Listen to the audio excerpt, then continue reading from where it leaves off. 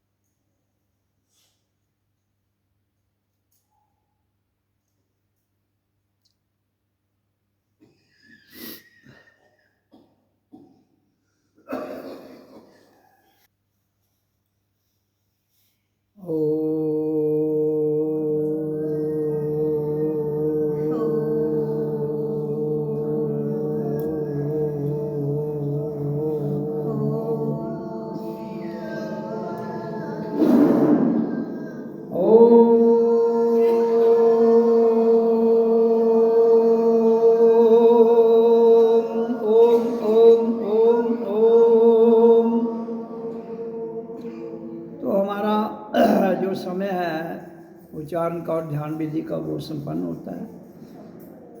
अब मैं थोड़ी चर्चा करता हूँ आपके समक्ष।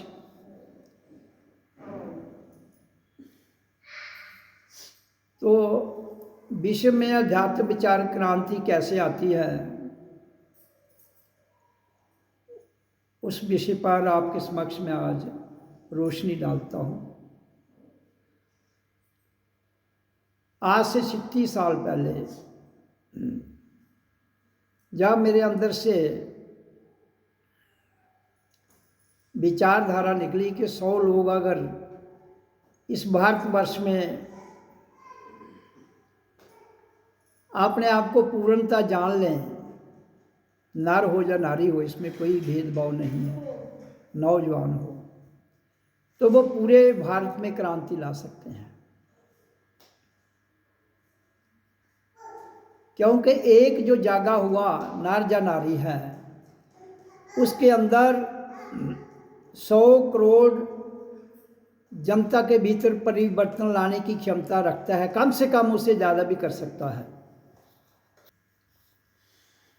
तो एक जागा हुआ नर या नारी, पूर्णता जागा हुआ, कम से कम 1 करोड़ जो जिंदा जीवात्मा हैं, जिनके पास देह है, उनमें रूपांतर करने की क्षमता रखता है। इसलिए भारत में कितना हिंदू है? 100 करोड़। तो वो सारे का सारा कवर हो जाता है 100 आदमियों से। जरूरी नहीं हमें किसी के पीछे घूमना है, ऐसा कुछ नहीं है। आपको केवल सत्संग करना है और ध्यान में बैठना है। और जब आप ध्यान में जाते हैं, जब आदमी को, या नर हो या नारी, उच्चारण के बाद ध्यान लगाते हैं, तो यहाँ अगर लाइट आती है बिरकुटी में, प्रकाश ज्योति स्वरूप में, और अनहद नाद ध्वनि उसको सुनाई देती हो, तो वो जैसे ही उसको यहाँ लाइट प्रकट हो, वैसे तो लाइट 24 घंटे रहेगी अगर आप पूर्णतः जागे हुए हैं, फिर वो समय अपने भीतर से विचारधारा को निकाले कि हम सब यहाँ सनातनी हैं, हम सब एक हैं, और हम सब के भीतर परमात्मा की प्रकृति में जो सत्ता है वो हम सबको चला रही है।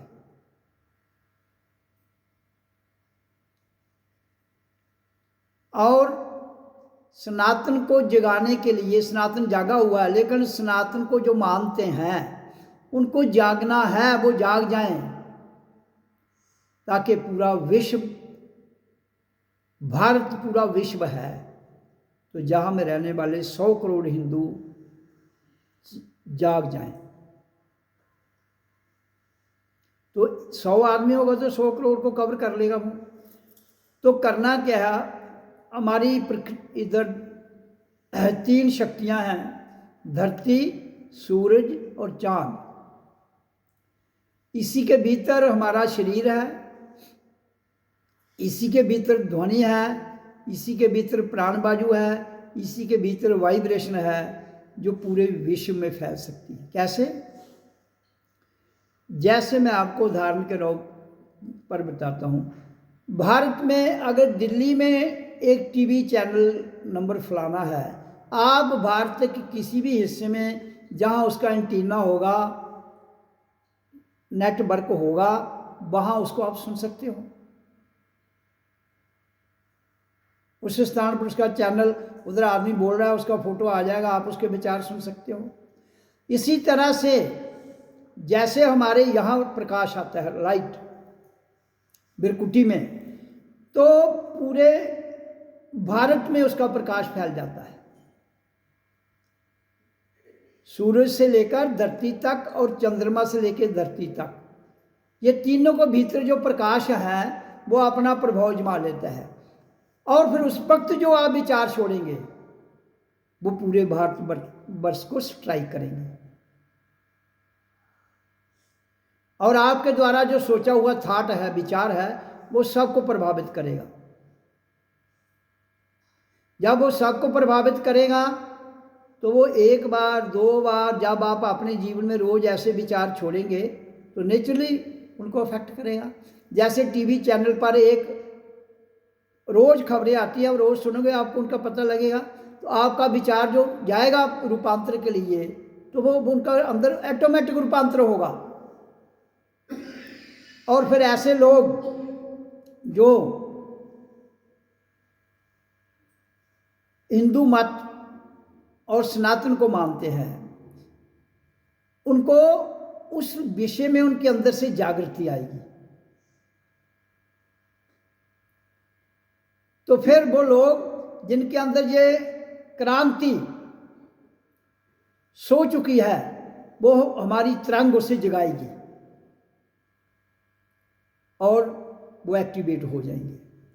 जैसे आज देखो एक धारा चल रही है कि हिंदुओं इकट्ठे हो जाओ, सनातन को बचाओ। ये सब किसकी धारणा? ये विचार जो हम छोड़ते हैं, ओम का उच्चारण जो हम 36 साल से कर रहे हैं, ये उसी का प्रभाव आपके सामने आ रहा है। और भारत एक सनातन देश है,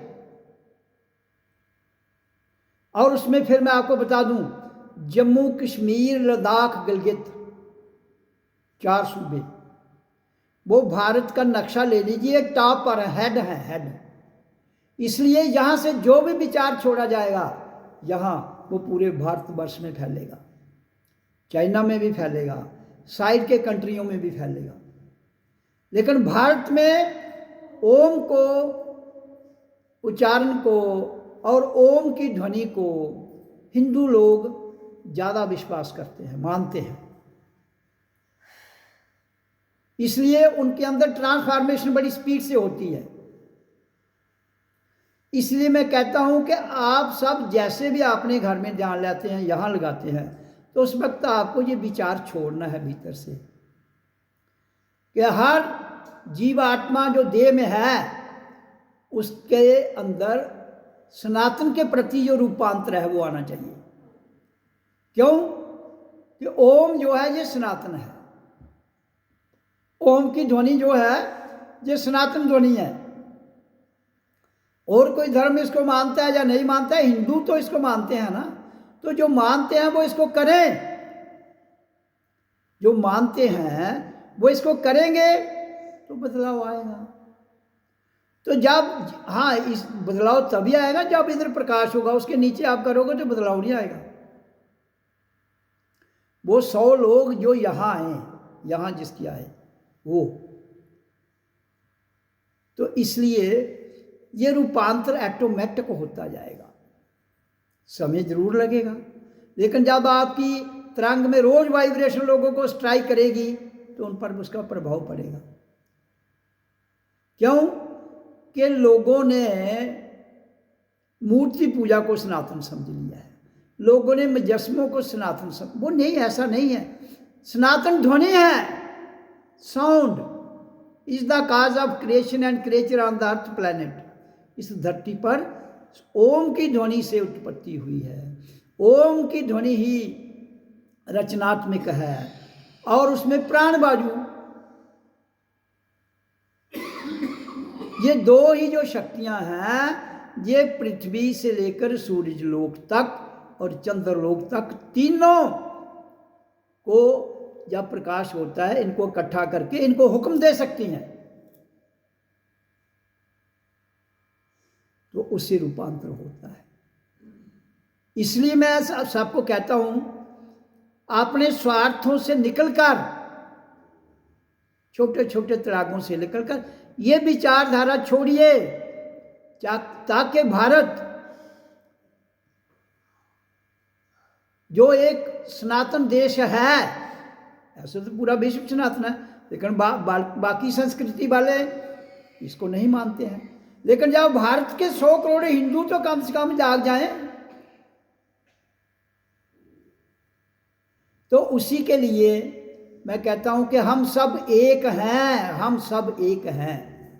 हमारी जात पात कुछ नहीं है, हमारी जात पात इंसान है। और सनातन हमारा धर्म है।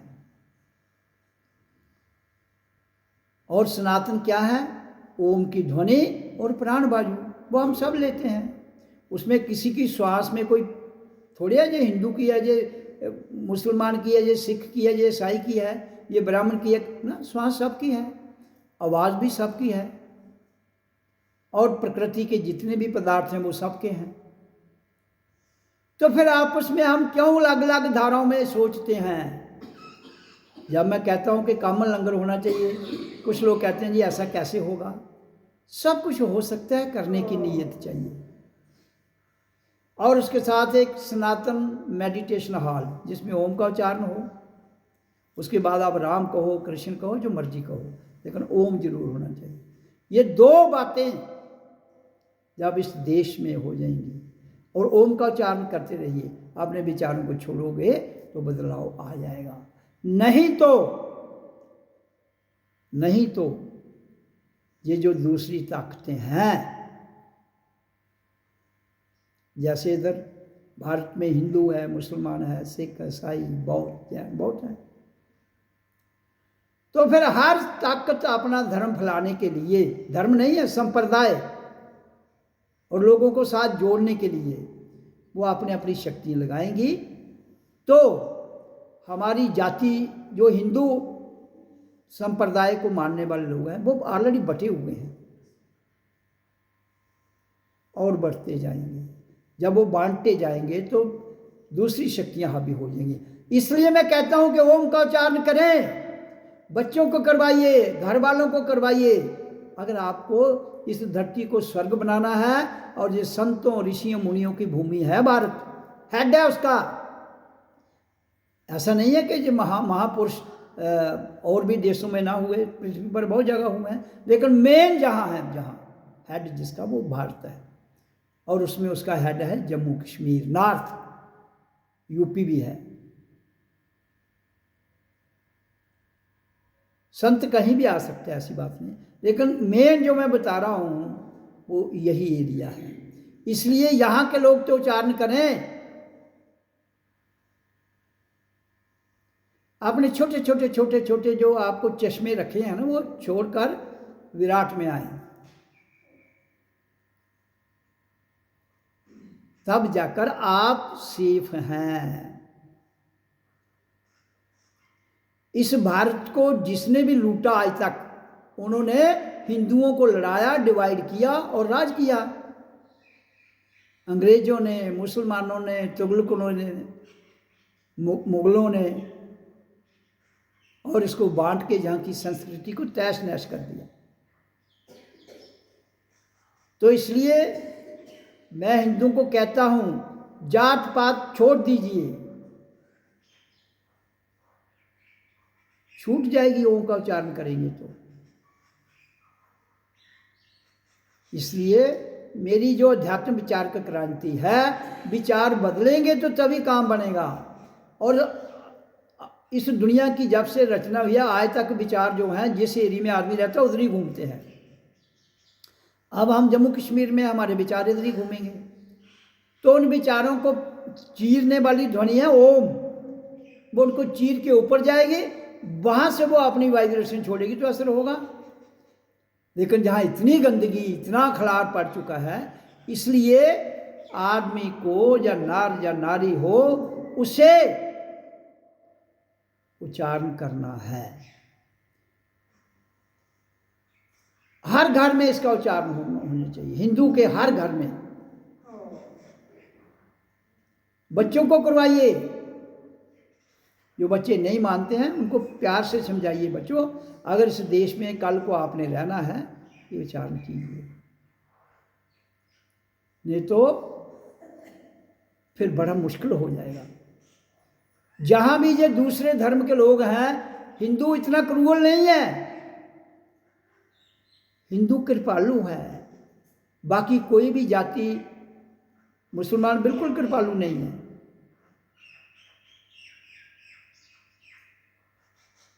इसलिए आप अपने आप को कमजोर मत समझिए।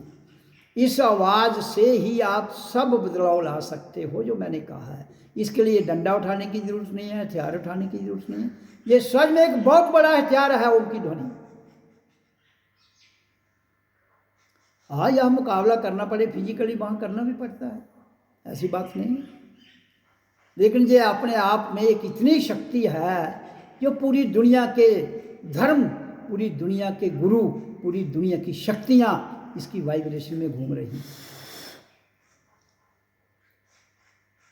आपने देखा है ना वो मौत का कुआं, मेलों में वहाँ मौत का कुआं, एक बहुत बड़ा पिंजरा है, उसमें वो लड़कियाँ या लड़का कोई भी मोटरसाइकिल चलाता है और घूमता है, लेकिन उस पिंजरे के बाहर नहीं जाता, जाएगा तो मर जाएगा। इसलिए ओम के अंदर ये सारी सृष्टि घूम रही है।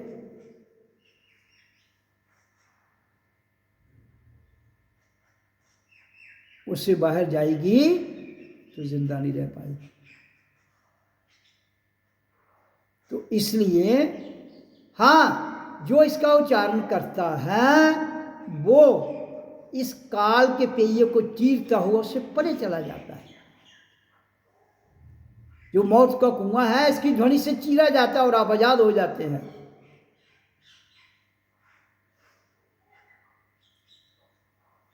इसलिए बड़ी सरल वाणी में मैं बताता हूँ, कोई इतना इसमें कोई गुंजल है ही नहीं, कोई पाठ, कोई कुछ नहीं, केवल आपको श्वास भरना है, उच्चारण करना है। 1 घंटा सुबह जिसमें आधा घंटा उच्चारण है धीमी आवाज़ में बड़े प्रेम के साथ, और आधा घंटा ध्यान में। फिर दोपहर को, फिर शाम को आपके भीतर बदलाव आता जाएगा, खुद आएगा, आपको महसूस होगा। और बच्चों को, जो छोटे बच्चे हैं उनको मंत्र करवाइए, गायत्री मंत्र और फिर मृत्युंजय का मंत्र और देवी का मंत्र। ओम भूर्भुवः स्वाहा तत्सवितुर्वरेण्यं भर्गो देवस्य धीमहि धियो यो न प्रचोदयात्। यह है गायत्री मंत्र। ओम त्र्यंबकं यजामहे सुगंधिं पुष्टिवर्धनम् उर्वारुकमिव बन्धनान् मृत्योर्मोक्षयेमामृतात्। ये मृत्युंजय का। ओम सर्वमंगल मंगाले शिवे सर्वार्थ साधिके शरण्ये त्र्यंबके गौरी नारायणी नमोस्तुते। ओम लगा के ओम नमः भगवते वासुदेवाय, ओम नमः शिवाय, ओम रामाय नमः, ओम कृष्णाय नमः, ओम राधाय नमः।